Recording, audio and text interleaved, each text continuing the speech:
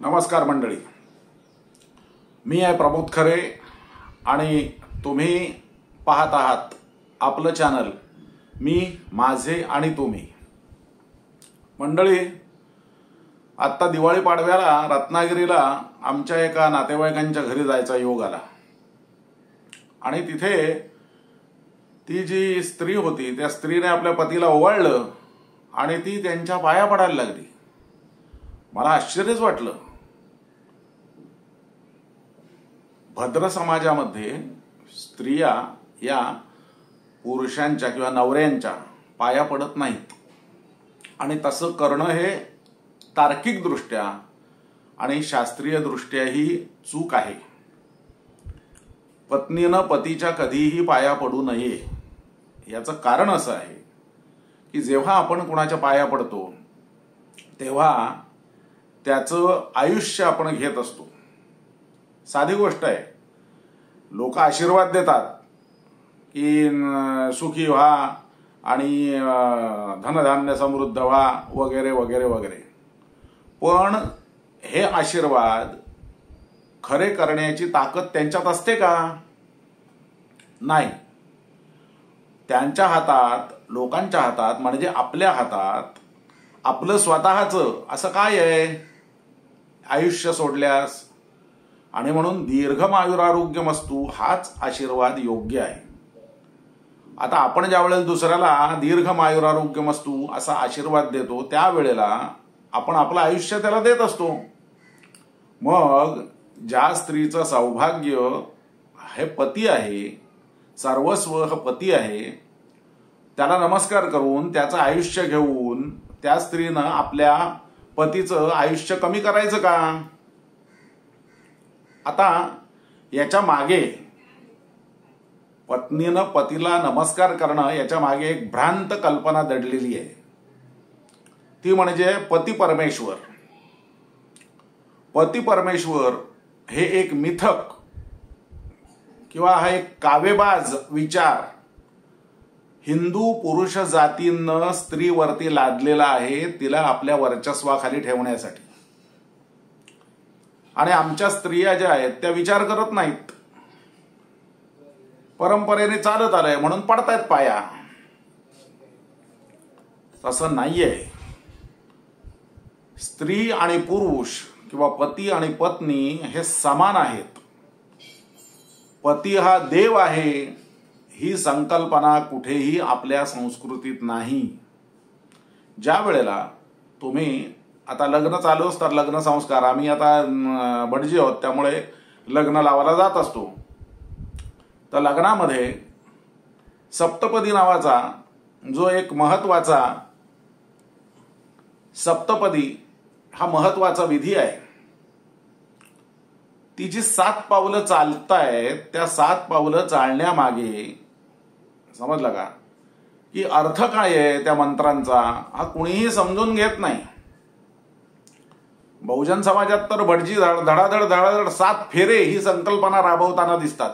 आणि आता ती एवढी आमच्या सुद्धा समाजामध्ये रुजलेली आहे की 7 फेरे त्या अग्नीला मारले नाहीत तर भटजी बाद आहे असं लोक म्हणतात. वस्तुतः 7 पावलं चालायची आहेत, 7 फेरे मारायचे नाहीत. अग्नीला साक्षी ठेवून 7 पावलं बरोबरीने चालायची आहेत नवरा आणि बायकोनी. तर त्यातलं जे 7वं पाऊल आहे त्या 7व्या पावलाचा मंत्र आहे सख्या सप्तपदी भव.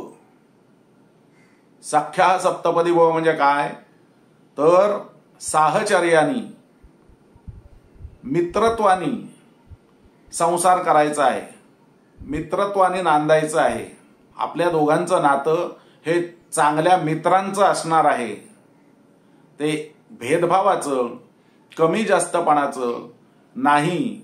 आपण दोघांनी धर्मेच अर्थेच कामेच नातीचरामी म्हणजे काय तर धर्म, अर्थ आणि काम हे 3ही पुरुषार्थ आपण बरोबरीनं उपभोगायचे आहेत किंवा पार पाडायचे आहेत, हा त्यातला अर्थ आहे.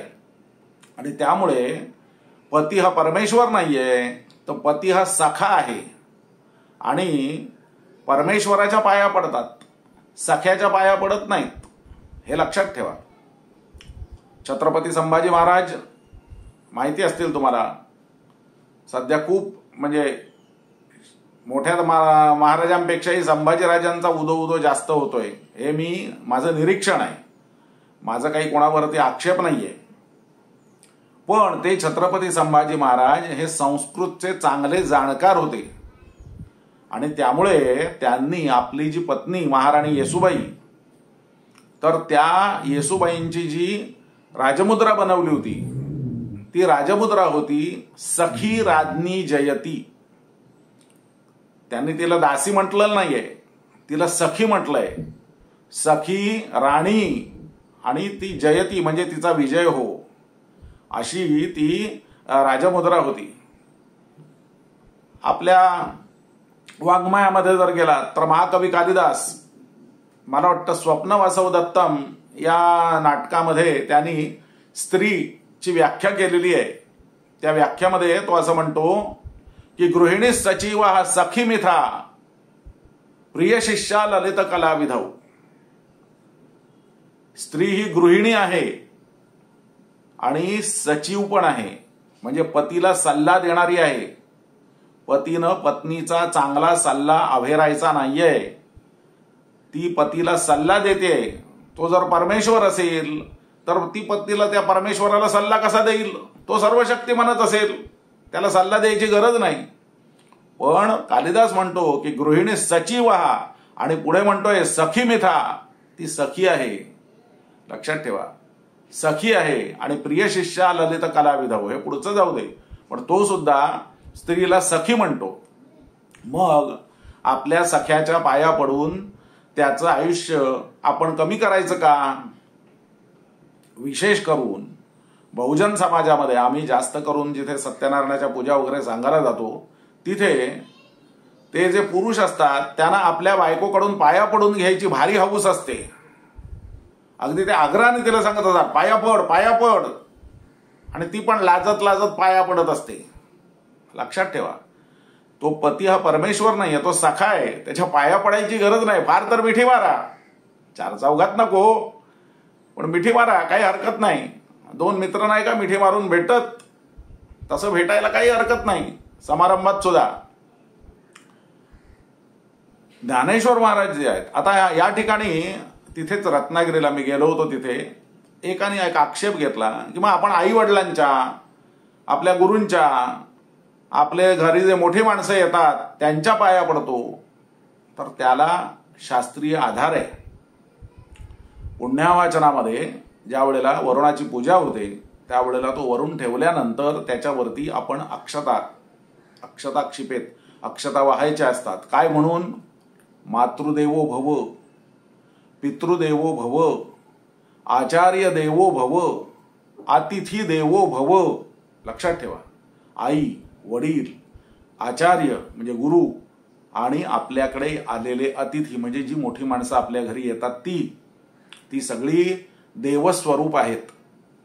आणि देव हे अजर आहेत, ते अमर आहेत. आयुष्य हा विषय त्यांना लागू होत नाही. आणि म्हणून आपल्या आई वडिलांच्या, गुरूंच्या, घरी आलेल्या मोठ्या माणसांच्या पाया पडण्यामध्ये गैर काहीही नाही, उलट अत्यावश्यक आहे. हल्ली त्याच्याकडे कानाडोळा करताना तरुण पिढी दिसते आहे. असो, तो आपला विषय नाही. ज्ञानेश्वर माऊली या बाबतीत उलटा विचार करतात.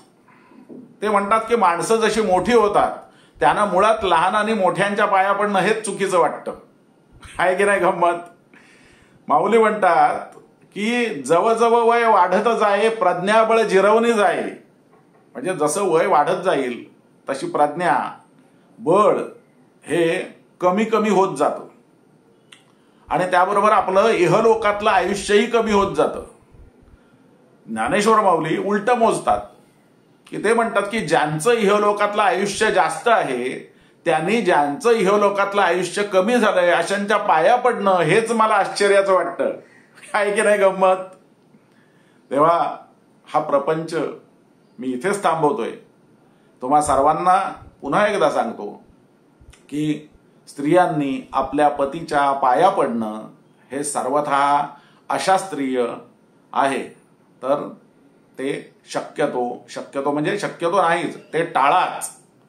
तेव्हा हा मी व्हिडिओ आता इथेच थांबवतोय.